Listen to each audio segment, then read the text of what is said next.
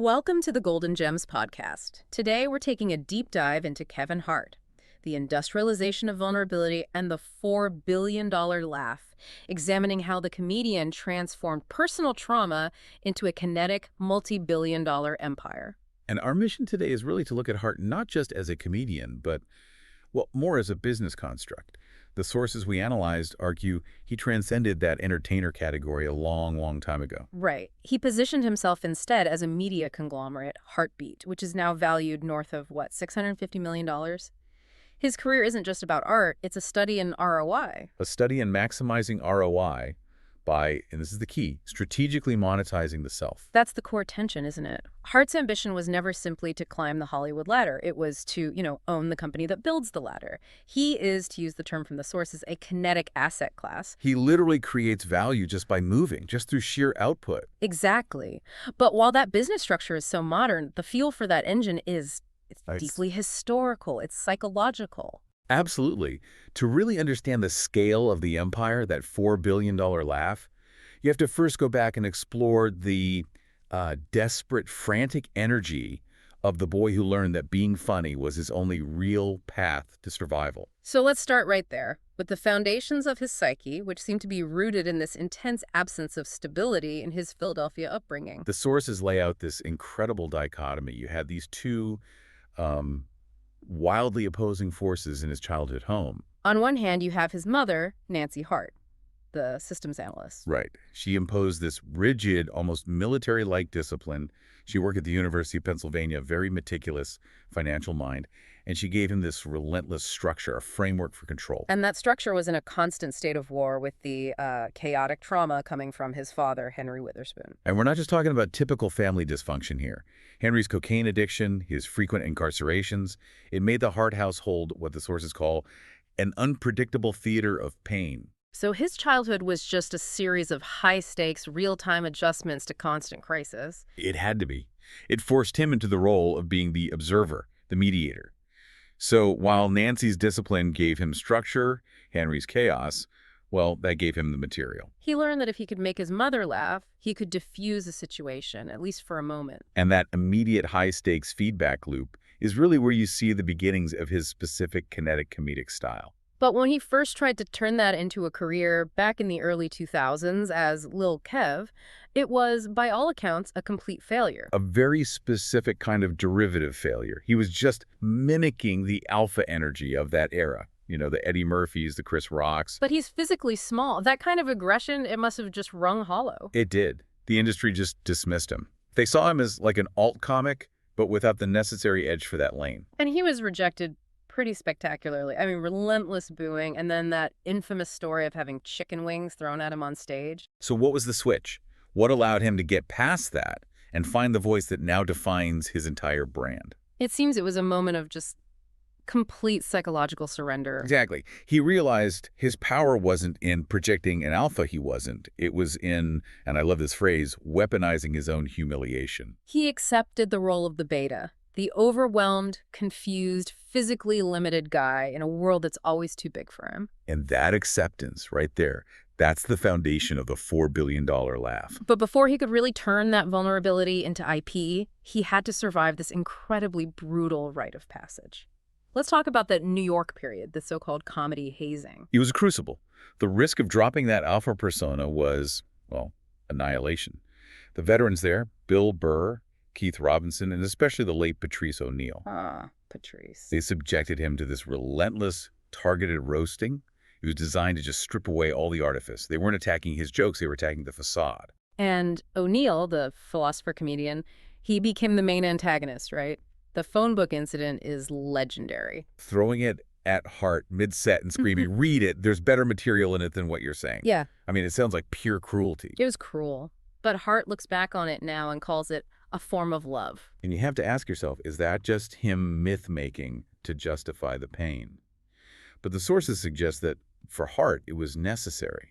O'Neill saw the lie in that aggressive persona. So that sustained cruelty was about forging greatness through fire. It was forcing him to stop mimicking and start using the profound energy he already had. The lesson wasn't just write better jokes, it was integrate your trauma. He had to stop running from the chaos of his upbringing and start mining that darkest vein of his life, his father's addiction. And that becomes the new foundation. It's not just joke telling. No, it's psychological mastery. It's a Yeah. coping mechanism. And ultimately, it's the path to monetization. By making his father's tragic absurdity into punchlines, he disarmed anyone who could use it against him. If he laughs at his pain first, he controls the entire narrative. And that's when the content was finally ready to be industrialized. Which brings us right to the business pivot. That transition from mastering pain to monetizing it seems to center on one project. The 2011 special, Laugh at My Pain. It was a total declaration of war on the traditional comedy model. How so? Well, at the time, comedians would take a standard fee from like HBO or Comedy Central. It was about prestige. Hart just refused.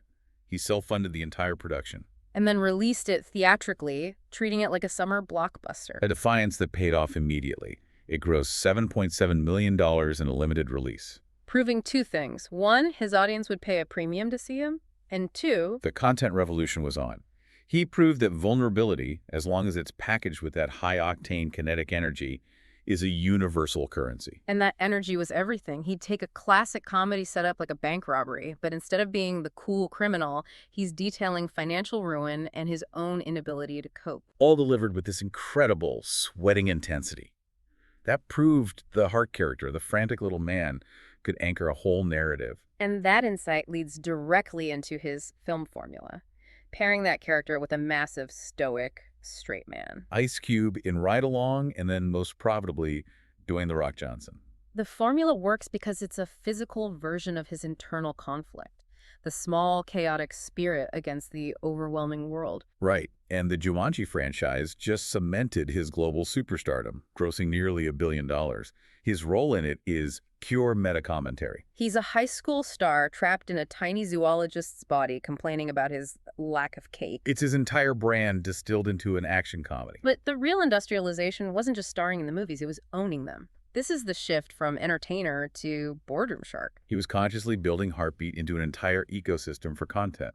The goal was to bypass the traditional gatekeepers and own the IP pipeline, start to finish. That culminated in 2022 with that $100 million investment from Abry Partners. Which valued the company at $650 million. The empire was secure. And since then, the diversification has been just relentless. It supports that whole kinetic asset class idea. It's not just comedy. It's Gran Coramino Tequila, a plant-based restaurant chain, a Sirius XM channel. He's the hardest working man in show business. Not as a cliche, but as a statistical fact. That kind of relentless output, though, it creates a massive public vulnerability. That much control is bound to meet an uncontrolled force. Which for Hart, it came in two waves, starting with that public reckoning in 2018. The Oscars controversy, that was the first real crack in the hangar. Being named host, a career pinnacle, and then it's all derailed by old homophobic tweets resurfacing. It became this real-time case study in the clash between, cancel culture and the argument for personal growth. And his first reaction was a rare moment of defiance, refusing to apologize again, saying he'd already addressed it. He did eventually step down, but the whole thing forced this very public accounting. The IP, the old material, had come back to haunt the owner. But the true crucible, the more destructive one, was physical. The near-fatal car crash in 2019. The irony is just profound. The man defined by his kinetic, boundless movement is brought to a complete, humiliating stop. The sources mentioned the total loss of autonomy, the detail that he was, for a time, unable to wipe himself. The business of movement just ceased. And that physical humiliation forced a major pivot in his brand narrative. Documenting his recovery in the series, Don't Freck This Up. That's where you saw the entertainer's mask really slip. He let the vulnerability be seen without the usual comedic safety net. Right, he was grappling with his own mortality while also dealing with the public fallout from his infidelity scandal. He didn't just recover, he integrated the crash, the ultimate uncontrolled event, into his story. Shifting the brand towards resilience, wellness, and a more mature, reflective voice. The trauma was successfully repackaged. It became the next generation of his intellectual property. So, after conquering business, after surviving these public and physical crucibles, what does all that mean for his legacy? Especially now that he's entering this kind of elder statesman phase. It means formal coronation. Yeah. The Mark Twain Prize for American Humor in 2024, becoming the youngest ever recipient. That was the moment. It legitimized his commercial, high-energy style as a vital contribution to the American canon. It basically enshrined the comedian as mogul archetype that he perfected. And his current Acting My Age tour shows he's still innovating, moving to more intimate settings, using those yonder pouches to lock up phones. It's about forcing a direct, visceral connection. It's a mechanism for control over the audience experience, which is the final evolution. His true legacy is the blueprint. He transformed the black comedian archetype from a sidekick into a global leading man and a business mogul. He created the roadmap to bypass the whole industry through IP ownership. So when you place him in comedy history, he's not the critic like Carlin or the philosopher like Chappelle. No, he is simply the energy, the manifestation of relentless forward momentum. He proved you can sell your pain for $4 billion. But the most provocative question the source material leaves you with is this. Is the empire he built a monument to resilience? Or is it simply the most elaborate, dynamic defense mechanism ever constructed? A fortress of noise and activity designed to ensure the silence of his father's addiction can never, ever catch up. Thank you for listening to the Golden Gems podcast. We'll be back next time with another deep dive. Until then, keep exploring, keep listening, and keep celebrating the power of uncompromising voices.